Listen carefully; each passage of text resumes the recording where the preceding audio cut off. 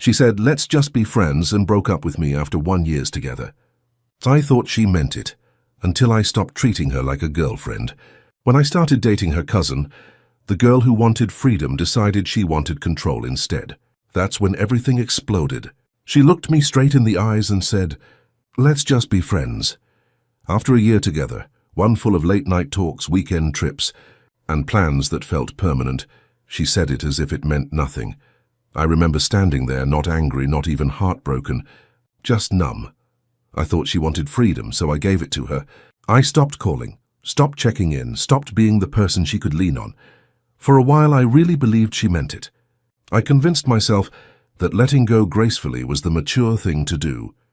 But the funny thing about letting someone go is you get to see what they really wanted. Because the moment I stopped treating her like a girlfriend, she started acting like one again. And when I began dating her cousin, what came after changed everything. Emma and I had been together for a little over a year, though if you asked anyone around us, they'd swear it had been longer. We weren't just dating, we were practically living together. Her toothbrush was next to mine, half her clothes lived in my closet, and my Spotify playlists were full of songs she'd added for the vibe. Our friends joked that we were basically married without the paperwork. And honestly, I liked it that way. We fit, it felt easy. Until little by little it didn't. Emma started going out more. Just a quick drink with co-workers. It's my friend's birthday. You don't have to wait up.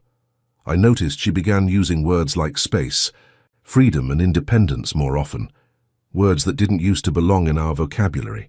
She'd talk about wanting to travel solo, about how some people lose themselves in relationships. And even though I didn't fully understand, I listened. Because when you love someone, you try to make room for whatever they're reaching for.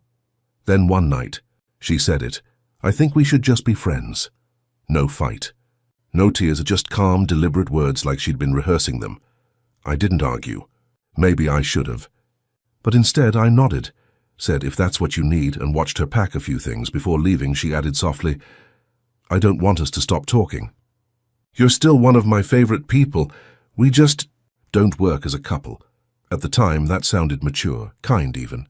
So I told her, "Sure, we can still be friends." But I had no idea that those words would become the start of something much more complicated. At first, I kept my distance. I didn't text good morning. I didn't check in when she was out late. I focused on my own life again. Gym, work, actual sleep. I even did something small but symbolic. I changed the passwords, Netflix, Spotify, Amazon, all the things we used to share. It wasn't out of spite. It just felt right. We weren't a couple anymore. We didn't need shared accounts. I also stopped lending her my car when she just needed to grab something, stopped keeping her extra house key in the drawer, stopped being available 24/7. For me, that was what being friends looked like. Friendly, but with boundaries. For her, though, it was something else entirely. At first, she played it cool. She'd send random messages like, "Hope work's not killing you," or "Remember this place," with a photo of her coffee. I'd reply politely, nothing more. Then one night it rained hard and she called. Her car broke down, she said. She was stranded. For a second, my old instincts kicked in. I reached for my keys, but then I stopped. "Did you call roadside assistance?" I asked gently. She paused. "You're not coming?" I said, "You said we're just friends, Em. You'll be okay." She let out this small, disbelieving laugh. "Wow, okay." Then hung up. I stared at my phone afterward, feeling strange, not guilty, not relieved, just aware. Aware that something had shifted. A few days later, she texted again. "You don't have to ignore me, you know. Just because we're not together doesn't mean you should act like a stranger." That line stuck in my head, because I wasn't ignoring her. I was simply doing what she asked for. But I started realizing, when she said, "Let's be friends," what she actually meant was, keep treating me like your girlfriend, but without the label. And when I stopped doing that, and when I stopped being her emotional safety net, her tech support, her Uber driver, her 24/7 therapist, she didn't know how to handle it. Suddenly she'd pop up more often. Comments on my posts, random calls. Even small things like, "Hey, did you change the Netflix password?" I wanted to say, "Yes, Emma, because we're not together anymore." But instead I just replied, "Yeah, I did. Sorry." After that, the silence between us grew louder. And in that space, something unexpected happened. I started feeling lighter. I wasn't angry at her. I didn't wish her harm. I just realized how much of myself I'd been giving away. Out of habit, not love, but that peace wouldn't last long. Because when someone's used to being at the center of your world, your silence feels like betrayal. And soon, Emma would make sure I knew it.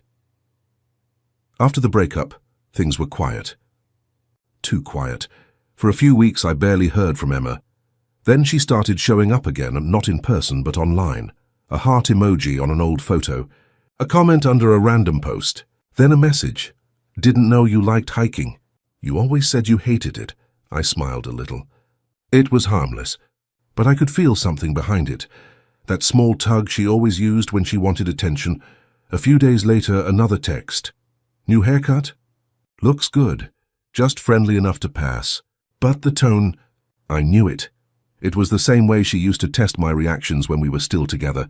Soft, curious, possessive, but pretending not to be. Then one night, my phone buzzed at midnight. Are you awake? I hesitated. Then replied, yeah, what's up? Nothing. Just couldn't sleep. Miss talking to you. I stared at the message for a long time. The kind of long that makes the room feel smaller. Then I turned off my phone. The next morning, another text. Guess you're too busy now. I didn't reply. That's when it started.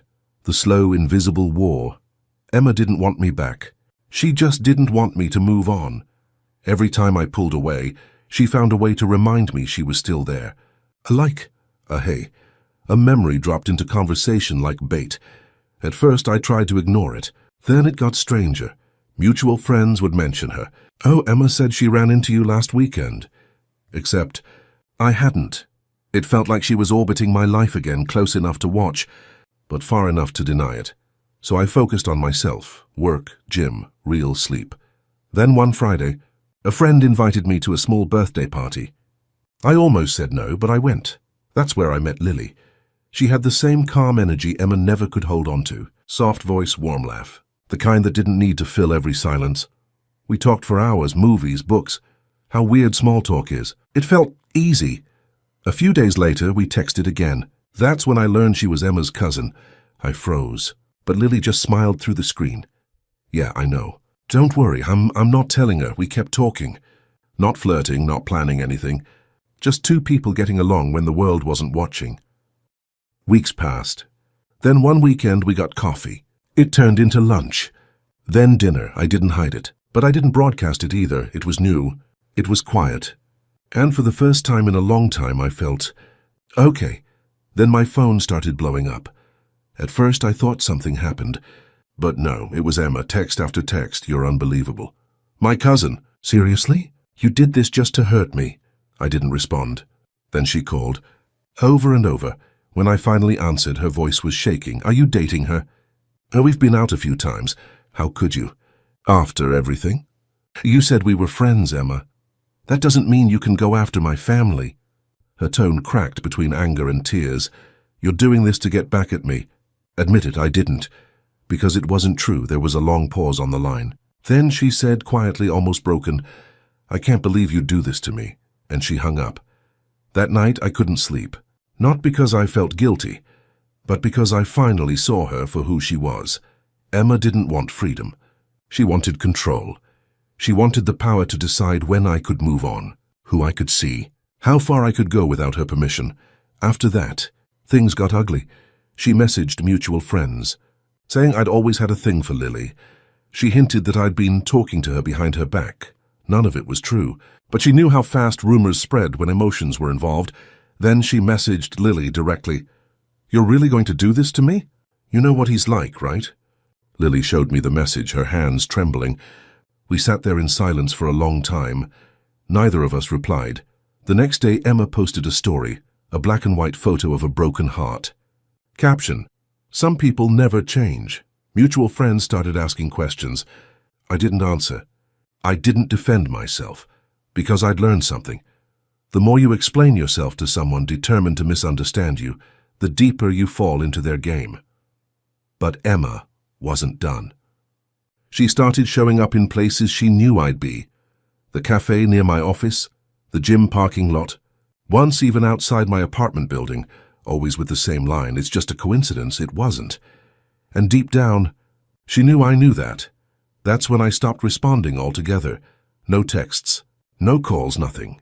And in that silence, something shifted again. Not in me, but in her. Because for the first time, Emma realized I wasn't coming back. And that's when everything truly started to fall apart. It's strange how silence can make people louder. When I stopped answering, Emma started making noise in every way she could. Stories, indirect posts, subtle digs that everyone could see but no one could name. At first I ignored it. Then one morning I got a text from a friend. "Hey man, Emma posted something about you. You might want to check." I didn't want to. But curiosity always wins. There it was. A long caption under a photo of her and some random guy. Something about finally finding someone honest and learning not to settle for people who play games. I almost laughed, almost, because underneath all the performative happiness, I could see it, that bitterness she never knew how to hide.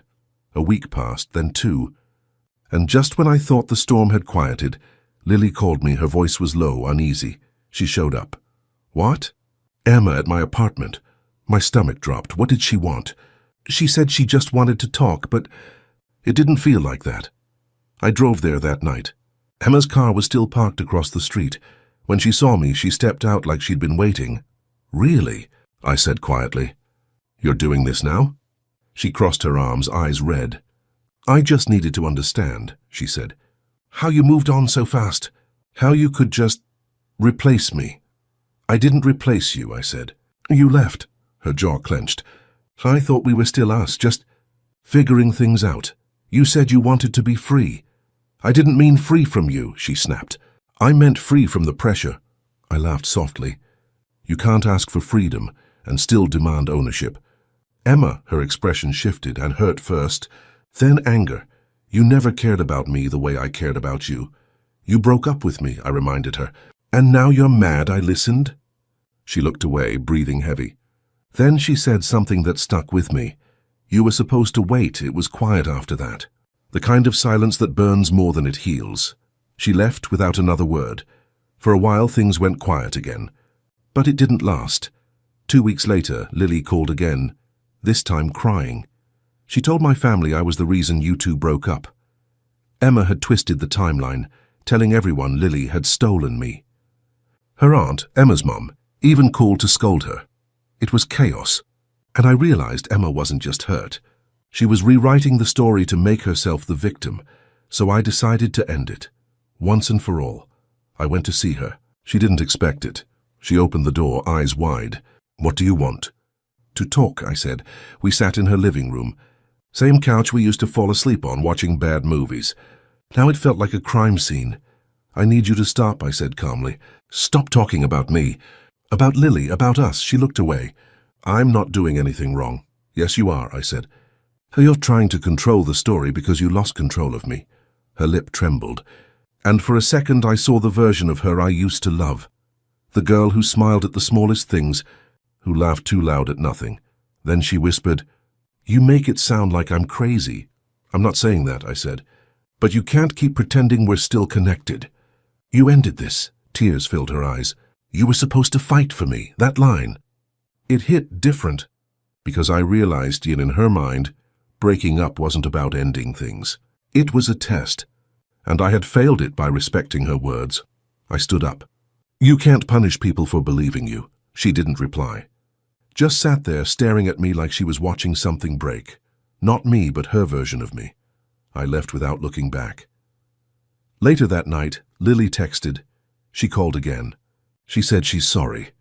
I didn't respond, because I'd learned something about people like Emma. They don't really miss you. They miss the version of themselves that felt important when you were around. After that night, Emma disappeared from my life completely. No more posts, no more messages, no more coincidences, just silence. Real this time, and it was the loudest peace I'd ever known. After that night, things finally went quiet. No more messages. No more stories. Just silence, the kind that finally felt earned. At first, it was disorienting. For months, Emma had been everywhere. In my feed, in my head, in every habit I hadn't unlearned yet. Now there was just stillness. And in that stillness, Lily stayed. Not in the loud, overcompensating way that love sometimes tries to prove itself. She stayed softly. She'd send a message like, "Hey, did you eat?" Or show up with takeout when I said I was fine. There was no pressure, no expectation. Just small kindnesses that began to fill the space Emma's chaos had left behind. We started seeing each other more. Coffee on Sundays, movies on weeknights. I'd catch her laughing at something dumb I said, and it hit me how peaceful it felt and how light. One night, as we were leaving a small diner, she stopped me in the parking lot. "I don't want to make things complicated," she said, eyes low. "I know what happened between you and Emma. It's messy. I really like you, and I don't want to feel guilty for that." I looked at her for a moment, and then I said quietly, "You don't have to feel guilty. None of this was your fault." She smiled, but it was the kind that trembles at the corners, half afraid, half relieved. That night, I kissed her, and it didn't feel like a rebound or a reaction or a statement. It felt like coming up for air after holding your breath too long. From there, things didn't explode. They just unfolded. Slow, real, kind. Months later, Emma texted, "I know I messed up. I hope we can still be on good terms." I read it, sat with it, and replied, "I wish you well, but I think it's better if we keep our distance." Then I deleted her number. Unlinked the old accounts. Netflix, Spotify, all those invisible threads we never cut. It wasn't petty. It was clean. And for the first time, my life wasn't half held together by someone else's confusion. It was mine again. Lily noticed the change before I did. "You look lighter," she said one night. "Maybe I finally am," I answered. She reached over and took my hand. No grand speech, no promises. Just that, her hand steady and warm. And in that moment I realized something simple but true. Love doesn't have to feel like walking on eggshells. It doesn't have to come with fear or permission or games.